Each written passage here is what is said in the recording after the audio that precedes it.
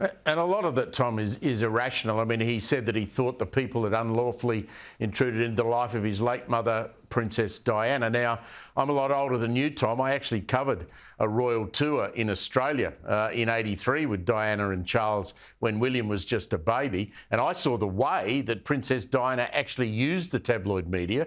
I saw her relationship up close with the photographers from Fleet Street, with the senior royal reporters from Fleet Street, and they were looking after each other. The tabloids were looking after Diana and Charles to some degree, and they were looking after her.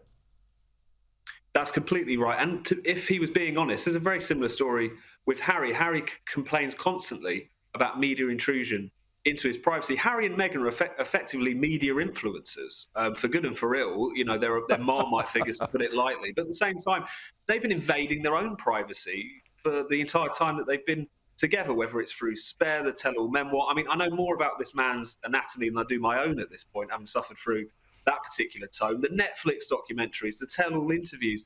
This isn't about intrusion. This isn't about privacy.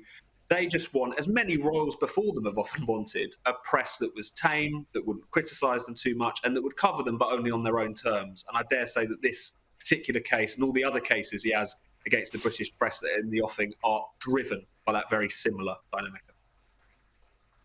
It's going to end in tears for him, isn't it, Tom? It feels that way. I mean, obviously, he deserves his day in court. What he and the other claimants are alleging could amount to criminal practices. The Mirror Group newspapers have admitted to one case of unlawful activity. But I think the kind of rule with Harry and Meghan, I call it Markle's law at this point, is that the more that the public see of them, the more they see of this public whining and so on, the less they have time for it. And I think this trial is going to be another example of that.